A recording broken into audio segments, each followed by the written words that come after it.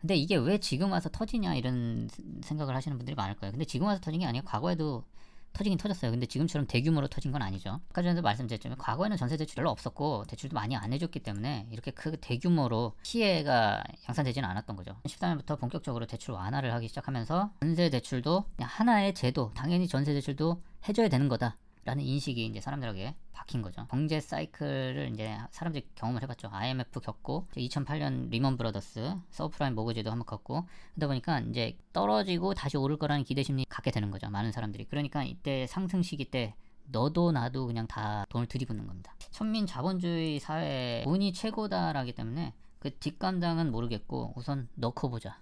빚 땡겨서 넣고 보자. 어떻게든 되겠지. 요 주의. 잘 벌면은 좋은 거 아니야? 안 하는 놈이 바보야. 비투, 코인, 주식, 부동산 다 이렇게 해갖고 피본 사람들 많죠. 벌떼처럼 몰려갔다가 왜 지금 법의 취약점이 많이 노출됐어요. 전세 보증보험 뭐 이런 거 한다 하더라도 구멍이 많거든요. 이 정보가 많이 공유가 됐기 때문에 제도 자체가 이미 말이 안 되는 제도이기 때문에 충분히 악용할 수 있는 소지가 커요. 아무리 뭐 법을 보완하고 뭘 한다고 해도 작정하고 하면은 막을 수가 없어요. 복돈 들고 튀는 거. 아까 얘기했잖아요. 문서 위조 해갖고 법을 아무리 보완한다고 방지가 어려워요. 이거 뭐 바지 사장 사용하고 뭐 노숙자나 이런 사람 하나 이름 등록해갖고 이 사람한테 월 뭐 100만원씩 주고 네가 바지 사장 하라 그러면은 이 사람 나중에 막 시체로 발견되고 아니면 배째라 이러면 뭐 어떡할 거예요. 구제할 수 있는 방법이 없어요. 뒤에서 배우 누군가가 있다고 한들.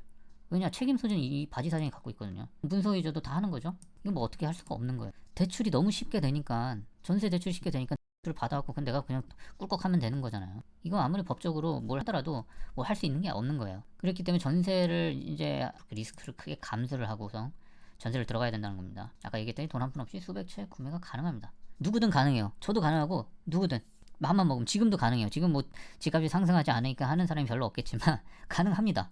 투기 광풍이 일어났었죠 몇 년 전에. 왜냐면 유동성 우리나라뿐만 아니라 전 세계가 투기 광풍이 어느 정도 일어났는데 우리나라는 특히 더 심했다. 코인도 우리나라만 특히 더 가격이 폭등했던 김치 프리미엄 천민 자본주의적 사상이 우리 국민들에게 많이 각인됐기 때문에 하이리스크 하이리턴 이 얘기를 통해서 야 돈 벌려면은 위험을 감수해야지 약간 이런 마인드들도 상당히 많이 퍼졌다. 그리고 미디어 아까 얘기했지만 뉴스 그런 언론사들이나 유튜버 업자들 이 사람들이 옆에서 부채질 살살 부채질합니다. 특히 제가 봤을 때 부동산 유튜버들 진짜 나쁜 사람들이에요. 이 사람들이 진짜 부추겼어요. 무조건 오른다 여기 오른다 여기 오른다 여기 오른다 지금 안 사면 바보다. 이 사람들이 그러면서 자기는 뭐 산 돈이 올랐단다. 뭐 1년 만에 1억 벌었어요 2억 벌었어요. 이런 자극적인 제목을 통해서 계속 사람들이 펌프질 하는 거죠. 지금 다들 조용하죠? 다들 조용합니다. 그때 오를 거라고 얘기했던 사람들 조용합니다. 진짜 이런 사람들 말 믿지 마세요. 진짜 유튜브에서 돈 벌게 해주겠다는 사람들 제발 말 믿지 마세요. 노력해서 열심히 해갖고 성공하는 방법 뭐 이런 건 모르겠는데 뭐 갑자기 뭐 1억 천금하고 뭐 투자를 잘해갖고 뭐 이런 거는 보지 마세요. 당신의 영혼을 파괴시킵니다. 투기 광풍 때 그 레버리지 이용해서 빚 땡겨갖고 돈 받고 해서 최악의 상황 돈 벌면은 대박 나는 거다 이 마인드가 있으니까 최악은 뭐야? 파산하면 되지 뭐. 파산하면 뭐 알아서 하지. 내 빚 다 탕감해줄 거 아니야. 요 마인드거든요. 어차피 한 번 사는 인생. 잘 되면은 좋고 안 되면 말고. 특히 꾼들에게 엄청나게 좋은 먹잇감이죠. 이게 사기꾼들에게 장을 펼쳐준 제도예요. 이 제도 자체가. 그런 제도적인 문제도 있지만 정말 근본적인 문제도 있습니다. 요거는 제가 그냥 짧게 얘기하고 하도록 하겠습니다. 그냥 다른 데서도 얘기하겠지만 주거 환경에 대한 기준이 상당히 높습니다. 우리나라는 해외에 비해서도. 우리나라 사는 그 신축 아파트들은 해외에서 보면은 진짜 최고급 맨션 수준이에요. 상위 1, 2%가 사는 그 정도의 수준의 퀄리티거든요. 근데 그 정도 퀄리티 아니면 우리나라에서 못 산다고 이렇게 얘기를 하잖아요. 주변 일본만 보더라도 엄청 좁잖아요. 집들 엄청 좁고 낡고 유럽도 보면은 집들 엄청 낡았거든요. 근데 우리나라에서는 그런 데는 뭐 아유 이렇게 낡은데 어떻게 살아? 그런 집 들어가도 뭐 다 뜯어고치죠. 리뉴얼하고 몇 천만 원 들여갖고 기준 자체도 너무 높아졌어요. 그렇기 때문에 기준은 높아졌는데 돈은 쓰기 싫어. 그렇기 때문에 싸게 살고 싶으니까 전세를 자꾸 이용을 하는 거예요. 그냥 1인 가구들도 보면은 해외 보면은 1인 가구가 보통 하우스쉐어를 많이 합니다. 한 집에서 여러 명이 사는 그런 것들을 많이 하는데 우리나라는 하우스쉐어가 많지 않죠. 해외 집들은 보면 그 하우스쉐어 맞게 애초에 구성이 된 집들도 많더라고요. 친구 집에도 가보고 그랬는데 근데 우리나라는 어떤 편에서 하우스쉐어를 하냐 뭐 이런 그런 것도 꽤 있고 너무 스탠다드가 높다. 너무 높다. 좀 오래된 집에서도 살 수 있고 뭐 그런데 근데 그 이유가 그거예요. 사회적 인식이 그렇게 만들어요. 차별하고 비교하고 서열화시키고 야 그거 오래된 집에 살아? 야 거기서 어떻게 사? 30년 집에 어떻게 살아? 야 고시원에서 야 반지하에 그 사람이 살 때야? 야 옥탑방 그거 거기 그 춥고 거기 불편해서 어떻게 사냐? 이런 인식들이 그런데 살면은 뭔가 차별당하고 비교당하고 서열에서 낙오된 사람처럼 낙인을 찍는 이런 사회적 인식 때문에 더 그냥 이런 데 살면 안 돼. 역세권 살아야 돼. 이런 여러 가지들. 아까 전에 얘기했죠. 돈이 최고다. 아, 그러니까 돈이 최고야. 뭐 다른 건 모르겠고 돈을 어떻게 벌든 상관없어. 윤리나 도덕이 중요 알 바 아니야. 그러니까 설문조사에서도 우리나라 10대들 설문조사에 뭐 10억을 준다면은 감옥에 몇 년 동안 있을 수 있냐고 해서 그 범죄를 저질러도 된다는 얘기잖아요. 도덕과 윤리가 사라진 사회입니다. 도덕과 윤리적 가치가 사라진 사회로 변모했다. 돈을 어떻게 벌든 상관없다. 많은 게 장땡이다. 세계에서 설문조사한 거 봐도 세계에서 가장 중요하게 생각하는 가치관이 뭐냐라고 했을 때 다 다른 선진국들은 뭐 가족 뭐 이런 것들이었는데 우리나라는 돈. 딱 돈.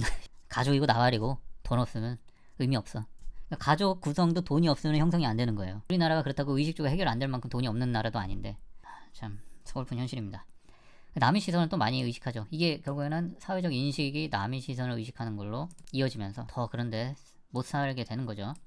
나는 괜찮은데 남들이 자꾸 나를 이상하게 봐. 이런 것도 있고 뉴스나 이런 데서도 뭔가 그런 낙후된 시설에 사는 사람들은 뭔가 이게 사람 살 곳이 아니라는 듯이 뉘앙스로 이렇게 보도를 합니다. 야, 여기서 이런 데도 사람이 살아? 야, 여기 사람 사는 데야? 그 댓글 반응도 그래요. 야, 저런 데 어떻게 사냐? 그렇게 사는 사람 많습니다. 우리나라뿐만 아니라 전 세계 어디에도. 자, 그럼 왜 막지 못하냐? 대출 규제를 하면 되죠. 전세 대출 안 하면 됩니다. 근데 대출 규제를 못 합니다. 왜냐? 언론사가 부추겨요. 대출 규제하면. 아니, 서민들은 그러면 집에 어떻게 살라는 거냐? 비싼 월세 내고 살라는 거냐? 그럼 국민들도 마찬가지죠. 아니, 그럼 우리는 서민들의 사다리를 걷어차는 거냐? 부안해동해갖고. 건설 언론사들은 팔아야 되잖아요. 집값이 올라야지 얘네들은 돈을 벌고 많이 팔아야지. 한 사람이 다주택자들이 많을수록 좋으니까 자꾸 대출을 더 많이 해줘갖고 사람 많이 집을 사고 다주택자들이 되면은 좋은 거잖아요. 그러니까 점점 작은 평수는 이제 쳐다도 안 보는 거죠. 요즘에는 부부가 어떻게 20평에서 살아? 애 낳고. 야, 적어도 9평은 돼야지. 9평. 야, 어떻게 사냐? 어떻게 원룸에서. 야, 어떻게 투룸에서 어떻게 살아? 좁아갖고 애를 어떻게 낳아? 이런 얘기 하기 싫지만 옛날에 애 낳고 잘 살았습니다. 4명 5명 낳고도. 지금은 이제 핑계거리가 많아진 거예요. 결국엔 이 국민들의 과욕 또 투기를 양산한 거죠. 너도 나도 대학생도 돈이 없는 사람도 누구든 그냥 야, 큰 돈 벌어야지. 그냥 쉽게 돈 벌려야지. 다들 뛰어드니까. 이런 과욕들이 결국에는 전세 대출을 없애지 못하는 거예요. 정치권은 국민들이 또 난리치잖아요. 언론하고 국민들이 난리치잖아. 야, 왜 전세 대출 우리는 전세 살지 말라는 거야 막 이러니까 정치권은 표를 먹어야 되잖아요. 난리치잖아. 결국에는 계속 폭탄 돌리게 하는 겁니다. 아이씨 대출 없애야 되는데 대출 없애는 게 맞는데 못 없애. 완화해. 서민들을 위해 전세 대출을 저금리로 더 정부가 지원하도록 하겠습니다. 이렇게 되는 거예요. 그러면 결국에는 이제 전세 사기 터지는 거예요. 누군가는. 향후에는 어떻게 될 거냐면 이제 점차 소멸할 거라고 보긴 합니다. 10년, 20년 걸리겠죠. 지금 뭐 하루아침에 없어질 수는 없고 앞에서 언급했듯이 그런 문제점들이 너무 많아졌고 이런 꾼들이 하도 많아지고 이런 역전세, 깡통전세가 많아지고 리스크가 너무 커졌어요. 비단 빌라, 오피스텔 뿐만 아니라 아파트에서도 역전세 나고 보증금 못 받는 사람은 부직이 있습니다. 그런 건 뉴스에 나오지도 않아요. 한두 명 개별 건이기 때문에. 이제 리스크가 너무 커졌다는 걸 직접 경험한 사람들이 많아요. 이거 지금 한번 이거 겪고 나서 전세 들어갈 수 있겠어요? 돈 몇십만 원 더 들더라도 차라리 월세 살고 말지. 내가 몇십 년 동안 모아둔 돈 다 날리는 게 나아? 아니면 지금 몇십만 원 그냥 조금 더 부담하는 게 나아? 당연히 몇십만 원 하는 게 낫죠. 그래서 지금 월세 비중이 점점 늘어나고 있다라고 얘기를 하고 있습니다. 반전세가 더 많아질 거고 다시 대출 규제 완화했던 시절에서 이제 다시 반전세가 많아질 거고. 근데 지금 문제는 지금 정부에서 이제 또 대출 규제를 더 완화하는 게 이제 좀 문제가 될 것 같긴 한데 이제 사람들이 좀 똑똑해졌기 때문에 이제 알기 때문에 좀 아무리 대출 규제 완화하더라도 예전처럼 막 이렇게 하지는 않을 것 같다는 생각이 듭니다. 근데 또 모르죠. 부동산이 다시 또 상승 시기에 오면은 또 이게 눈이 멀어갖고 욕망에 눈 멀어갖고 또 너도 나도 또 막 갭 투자 다시 또 광풍이 불지. 신뢰가 좀 무너졌습니다.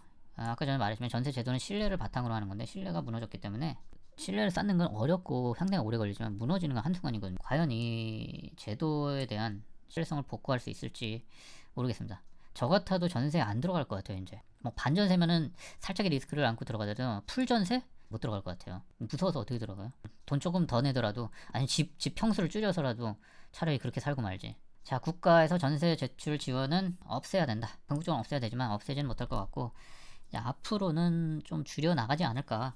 지금 당장은 아니고 점진적으로 줄여 나가야 된다. 그래도 말했듯이 법으로 보완 안 됩니다. 보증하고 뭐 이런 거 한다 작정하고 튀려면은 못 막아요. 근데 지금 이미 그 수법이 너무 알려졌기 때문에 그렇게 하려는 사람도 많을 겁니다. 글로벌에 부합하는 따라가게 되겠죠.